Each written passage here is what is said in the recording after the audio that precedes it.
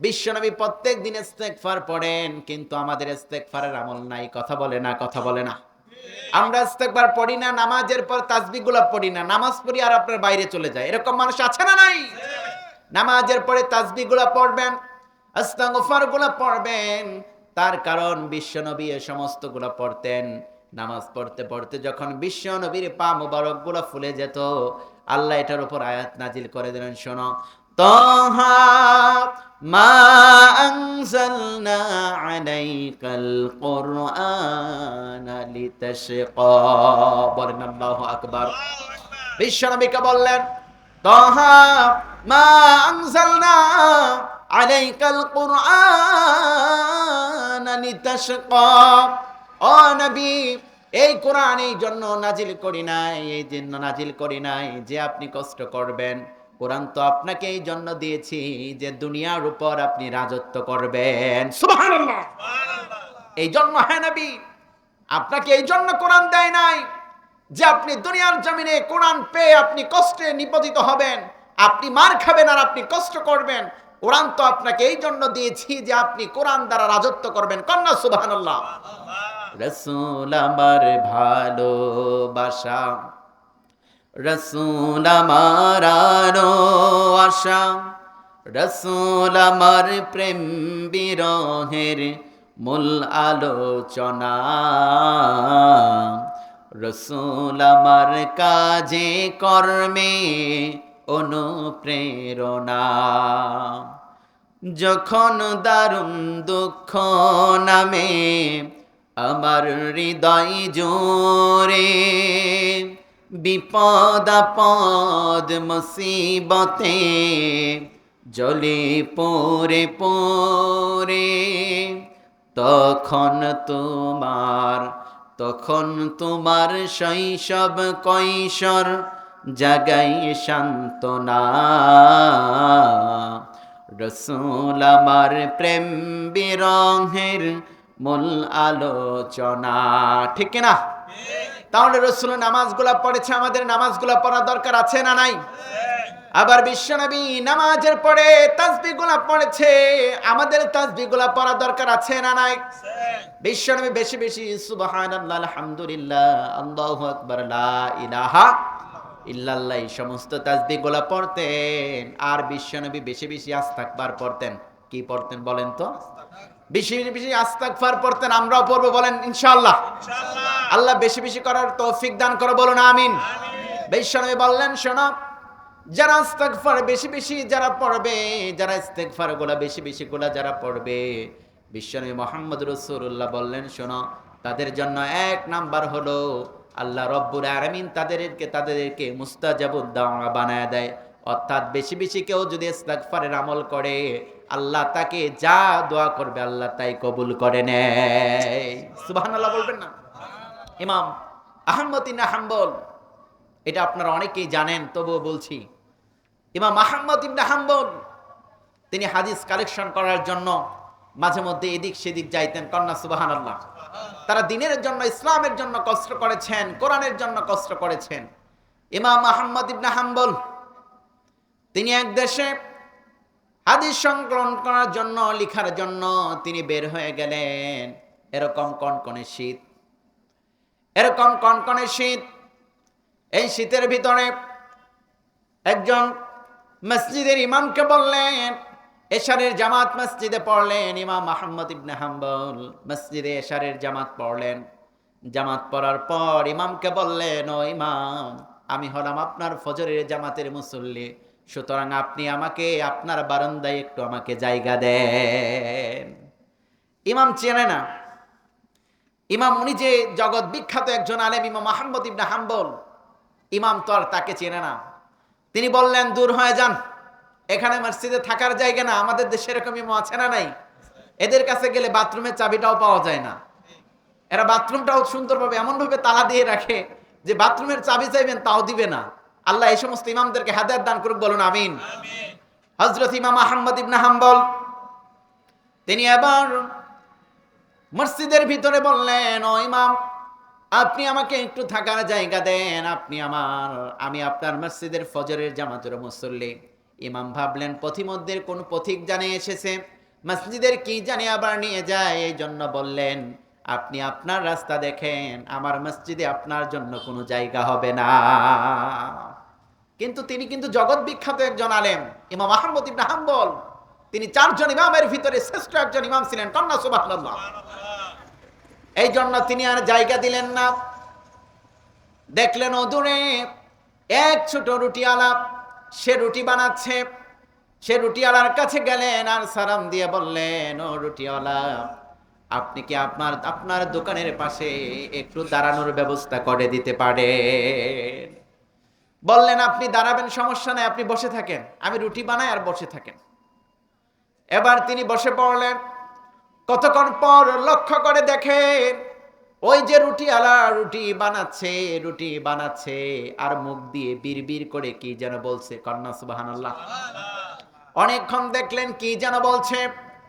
অনেকক্ষণ দেখার পর ইমাম আহমদ ইবনে হাম্বল বললেন, ও ও ছোট ভাই, তুমি রুটি বানাচ্ছ আর বিড়বিড় করে কি যেন তোমার মুখ দিয়ে বলছো।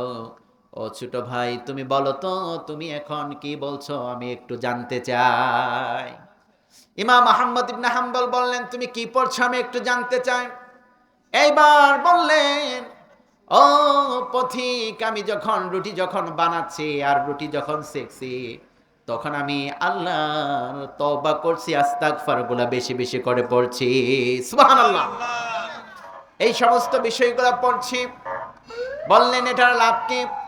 বললেন এটা বেশি বেশি পড়ার কারণে আল্লাহ রব্বুল আলামিনের কাছে আমি আজ পর্যন্ত যা চেয়েছি সমস্ত দোয়া আল্লাহ আমার কবুল করে নিয়েছে। বললেন সব দোয়া তোমার কবুল হয়েছে? বললেন হ্যাঁ, এ পর্যন্ত যতগুলো দোয়া আমি করেছি আল্লাহ আমার সমস্ত দোয়াগুলো কবুল করে নিয়েছেন। এইবার তিনি কাকতালীয়ভাবে তিনি কৌতূহল বশত সেই যুবককে জিজ্ঞাসা করলেন, যুবক, তোমার শেষ দোয়া কি এমন কোন দোয়া আছে যে দোয়া তোমার কবুল হয় নাই? সুবহানাল্লাহ বলবেন না?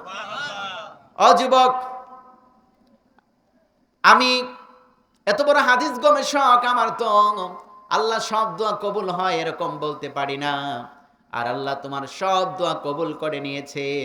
ও যুবক, তুমি বলো তো তোমার কোন দোয়া এখন পর্যন্ত কবুল হয় না এরকম কোন দোয়া আছে? এইবার যুবককে কথা বলার পর ইমাম আহমদ ইবনে হাম্বল বললেন, ও যুবক, তোমার এমন কোন দোয়া আছে নাকি যেই দোয়া এখনো কবুল হয় নাই? এইবার যুবক মাথাটা উঁচু করে এইবার বললেন, হ্যাঁ, আমার একটা দোয়া আছে যেই দোয়াটা আল্লাহ এখন আমার কবুল করে নাই। বললেন কি দোয়া? এইবার তিনি বললেন, এই জামানার সবচেয়ে হাদিস বিশারদ নাকি ইমাম আহমদ ইবনে হাম্বল, আমি তাকে দেখতে চেয়েছি, তার সঙ্গে সাক্ষাৎ করার জন্য দোয়া করেছি, মৃত্যুর পূর্বে তার সাথে যেন আমার একটু সাক্ষাৎ হয়। ও এই মাত্র এই দোয়াটা আল্লাহ আমার কবুল এখনো করে নাই। এইবার ইমাম আহমদ ইবনে হাম্বল দু চোখের পানি ছেড়ে দিলেন। ছেড়ে দিয়ে বললেন, ও যুবক, ইমাম আহমদ ইবনে হাম্বলের সাথে দেখা করার জন্য তোমার তার দেশে যেতে হবে না, বরং আল্লাহ রব্বুল আলামিন ইমাম আহমদ ইবনে হাম্বলকে তোমার রুটির দোকানের পাশে দাঁড় করিয়ে দিয়েছে। ও যুবক, তুমি ইমাম আহমদ ইবনে হাম্বল রে দেখার জন্য দোয়া করেছো, ইমাম আহমদ ইবনে হাম্বলের বাড়িতে তোমার যেতে হয় নাই। আল্লাহ রব্বুল আলামিন আর ইমাম আহমদ ইবনে হাম্বলকে তোমার রুটির দোকানের পাশে দাঁড় করিয়েছে। এবার যুবক আশ্চর্য হয়ে গেলেন, কি বলেন? এবার যুবককে ডাক দিয়ে বললেন, ও যুবক, তুমি যে ইমাম আহমদ ইবনে হাম্বল রে দেখার জন্য, সাক্ষাতের জন্য আল্লাহর কাছে দোয়া করেছো, আল্লাহ রব্বুল আলামিন তোমার এই দোয়াটাও কবুল করেছে। আমি হলাম সেই ইমাম আহমদ ইবনে হাম্বল যে তোমার রুটির দোকানে দাঁড়িয়েছি। সুবহানাল্লাহ। তাহলে তাসবিহগুলো পড়া দরকার আছে না নাই? কথা বলেন, আছে না নাই? নামাজের পর আমরা তাসবিহগুলো পড়বো, আল্লাহ কবুল করুক, বলেন আমিন। কথা বলেন না, জোরে বলেন আমিন। তাহলে মেয়েদেরকে মাদ্রাসায় দিব তো ইনশাআল্লাহ। একটা মেয়ে, দুইটা মেয়ে, তিনটা মেয়ে থাকুক, মেয়েগুলার আমরা ফাতেমার মতো বানাবো। কথা বলেন ঠিক কিনা? আল্লাহ বড়াই বরত্বর শেষ নাই, আল্লাহ রহমতের শেষ নাই, আল্লাহর বারাকার শেষ নাই। আল্লাহ না জানি আমাদের আমল দিয়ে আমাদের যে ঈমান আর আমাদের যে আমল, এই ঈমান আর আমল দিয়ে আমরা যে আল্লাহর বেহেশতে যাব, আল্লাহর জান্নাতে যাব, সেটা আশা করা খুব বোকামি। কথা বলেন ঠিক কিনা? আমরা তো আল্লাহর কাছে যাই, আল্লাহ তুমি তো রহমান আর তুমি তো রহিম, আল্লাহ তুমি তো রহমান আর তুমি তো রহিম, তুমি তো গফফার রব্বুল আলামিন। আমরা যা গুনাহ করি না কেন আল্লাহ তুমি আমাদেরকে মাফ করে দাও, বলুন আমিন। তার কারণ আল্লাহ রহমান, আল্লাহ রহিম। আল্লাহ বললেন শোনা, তোমরা এই যে নামাজে যাও, নামাজে যাওয়ার সময় তোমরা যখন হাত পা গুলা তোমরা যখন এই শীতের কনকনে শীতের পানি দ্বারা যখন ধৌত করো, কনকনে শীতের পানিগুনা ধৌত করার সঙ্গে সঙ্গে আল্লাহ আপনার সগীরা গুনাহগুলো ঝরিয়ে দেয়। কন্যা সুবহানাল্লাহ। আবার এই যে শীতের দিন গাছের পাতাগুলা আপনি দেখবেন কিছু কিছু গাছের পাতা ঝরে যায় না? ঝরে যায় তো, তাই না? ঝরে যায় না? এই পাতাগুলো আপনি একটা গাছের গোড়ায় আপনি গিয়ে যখন গাছটাকে যখন ঝাঁকি দিবেন, দেওয়ার পর ঝাঁকি দেওয়ার সঙ্গে সঙ্গে দেখবেন যে গাছের পাতাগুলো আপনার ঝরঝর করে পড়ে যাচ্ছে। ঠিক তদুরূপ যখন আপনার এই শীতের কনকনে শীতের ভিতরে যখন উজু করে যখন মসজিদের দিকে যান, তখন উজু করার সঙ্গে সঙ্গে আপনাদের গুনাহগুলা সেভাবে ঝরিয়ে দেয়। সুবহানাল্লাহ। তাহলে আল্লাহ রহমান, ঠিক কিনা? কথা বলে না, ঠিক কিনা?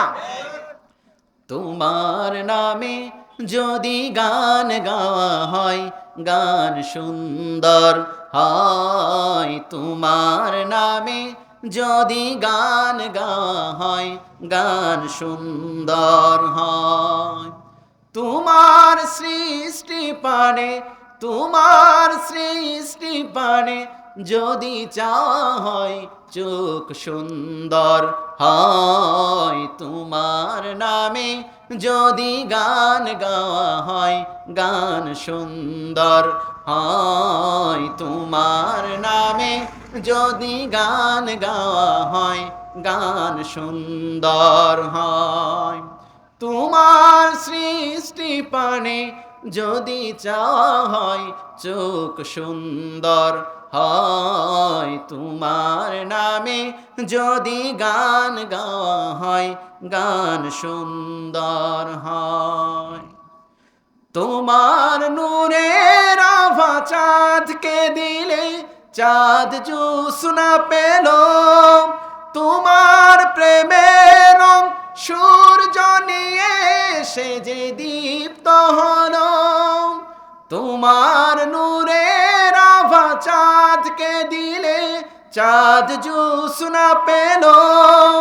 তোমার প্রেমের রং সূর্য নিয়ে সে যে দীপ্ত হলো।